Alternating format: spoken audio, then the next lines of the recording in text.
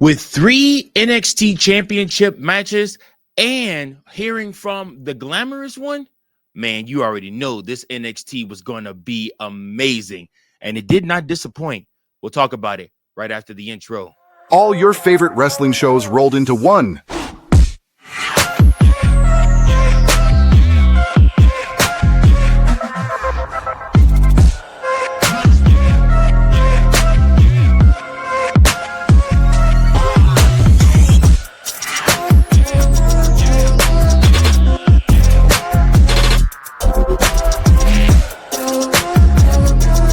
Welcome to the We Book It podcast. Let's start the show. What's up? We Book It fam. It's your boy Mike Jones. It's your boy Virgil back again with another episode of the We Book It podcast. That's right. This is Tuesday night. Who's next in NXT? And I cannot thank you all enough for joining me on this episode. Listen, if you are enjoying this content, if this is your first time watching this content, I need you to comment below that this is your first time watching. Shout out to each and every last one of you. Salute. If you are a return watcher of this content, please go ahead and let me know below that you are a return watcher of this content and you listen to the We Book It family because we update you on your wrestling. I appreciate each and every last one of you for tuning in. Me and my brothers, thank you guys so much. Now, with that being said, we got stuff to talk about because NXT was on fire tonight, guys. 3 championship matches. You would have thought this was a pay-per-view or a PLE the way that they booked this show. Shawn Michaels did his thug dizzle, and we had to give him credit for it. So, first match up actually starts the show. Ethan Page versus Shawn Legacy for the North American Championship. So the bell rings. These two lock up. Page runs over Legacy with the shoulder tackle, but Legacy responds with the Hurricanrana to Page. Page cinches in a side headlock on Legacy. They go back and forth. Legacy follows Page out of the ring and follows it up with a couple of chops and sends his face bouncing off the ring apron. The pair return to the ring and Legacy connects with a standing moonsault on Page. This move was phenomenal. Page delivers a code breaker to Legacy, but Legacy looks to land a drop kick on Page off the top rope. Page moves out the way, but Legacy lands a German suplex to Page and follows it up with the enziguri. Page looks to fly off the ropes, but Legacy catches Page with the Falcon Arrow. Page sends Legacy crashing into the top turnbuckle and clears the announce desk, then gets Legacy up for Ego's Edge.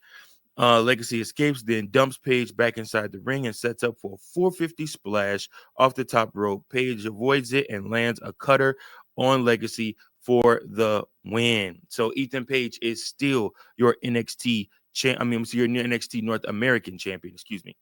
After the match, of course, you already know he's not going to give his title up that easy. My man, Ricky Saints, blindsides Page from behind. He fires off right hands with him and brawls with him to the back.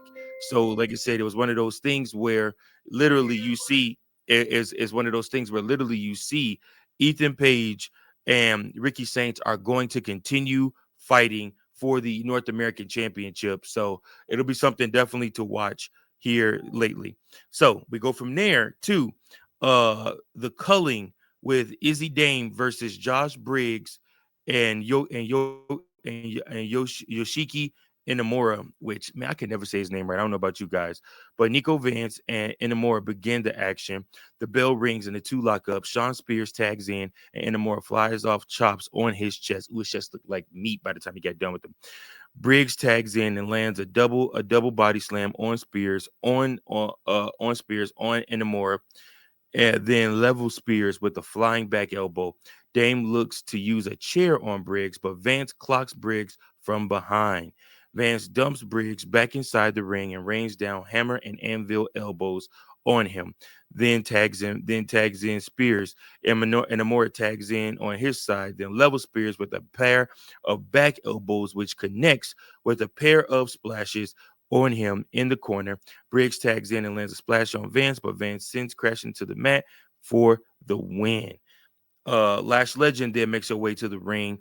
Ren Sinclair follows, and Keilani Jordan joins the desk. So next we got Lash Legend and Ren Sinclair going up against each other, which, oh, by the way, in case you didn't catch, the Culling did win that last match. The Culling is, like I said, a up-and-coming tag team in WWE. I do expect them eventually to be called up to the main roster. They more than likely probably will change their name, too, from the Culling, I'm sure. Lash Legend versus Ren Sinclair. The bell rings and Legend becomes angered upon seeing Jordan at the announced desk. Sinclair takes advantage and drop kicks Legend.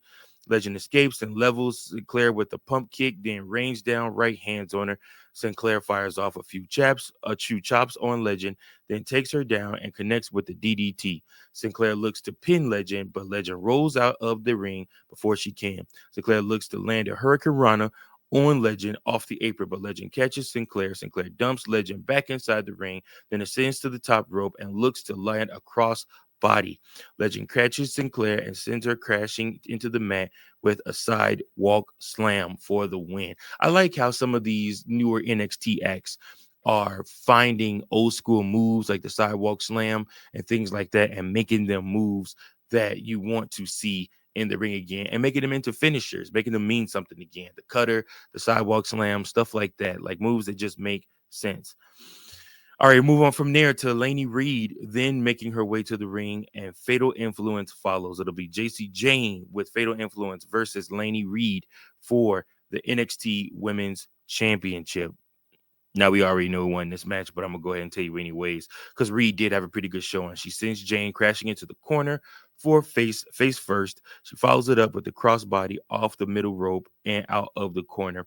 But Jane levels Reed with the clothesline and fires off stomps on her. She follows it up with a pair of running sentons and rocks Reed with a super kick, then catapults her into the middle rope. Jane fires off right hands on Reed, but Reed rolls up Jane. Jane kicks out, but Reed fires off a couple of uppercuts on Jane. Jane responds with a neck breaker to Reed, then goes for a pin. But Reed kicks out. Jane fires off right hands on Reed, then takes her out with a thrust kick and rains down hammer and anvil elbows on her. This match actually went back and forth a little bit longer than I thought it was going to go, but Jane lands a Hurricane Rana on Reed, but Reed levels Jane with a running knee strike that goes for the pin. Jane kicks out and Reed climbs the top ropes, but Jane trips her and levels her with a rolling forearm for the win. And your winner and still the NXT Women's Champion, JC Jane. Tony D'Angelo and Luca Crestofino then make their way down to the ring. High Rise follows. So High Rise with Wes Lee versus Tony D'Angelo and Luca Crestofino. Tariq Igwe and Cristofino begin the action. The bell rings and the two lock up. Tyson DuPont tags in and locks up, then tags in D'Angelo, and D'Angelo levels DuPont with a forearm. But Cristofino tags in and takes out DuPont and Igwe with a pair of strikes. D'Angelo tags in and takes out DuPont and Igwe, then levels Igwe with the spine buster. Channing stacks Lorenzo, then runs down to the ring with a crowbar in hand, but D'Angelo pulls him into the ring and dumps him back out. Cristofino grabs the crowbar and slowly sneaks up behind D'Angelo, but D'Angelo spots Cristofino and questions what he's doing. This opens the door for DuPont to tag in and for High Rise to double team D'Angelo for the win. The winners of this match, High Rise. Jasper Troy then makes his way to the ring, and then Oba Femi follows. And this is your main event for the night. The bell rings, and Femi wastes no time firing off right hands on Troy. Troy sends Femi crashing onto the mat with a power slam. Now, don't forget, earlier in the night, when he was first walking into the arena, Oba Femi was actually attacked by Jasper Troy, which really gave the LFG winner of season 1 an advantage in this match. And he did not waste any time. Like I said, he tried to take full advantage of that advantage and do all that he could to win that NXT championship. And he had a really good showing for him, not being necessarily a wrestler for a long time. He went up against the NXT champion and he showed that he has what it takes to be a powerhouse in this business. These two went back and forth. Like I said, and it looked like Troy, the way that they made Troy look and the way they built him up in this match, he looked like an absolute monster. It was the first time we've seen weakness from Oba Femi. And Troy looked like he did what he had to do in this match. Like he almost came out with the NXT championship. Troy looked to land the Vader bomb on Femi, but Femi gets his boot up. He clotheslines Troy out of the ring and sends him crashing through one of the barricades, then dumps him back inside the ring, connects with a fall from grace. Then he delivers a second one for the win. The first one, he tried to pin him after that, and Troy got his arm up right at the 2 count. And then after that, he gave him another one. But you see signs of weakness from Oba Femi in this match, and that's something that you just have never seen from him before. So, like I said, you will see that it is truly one of those things where he is beginning to show signs of weakness, but still was able to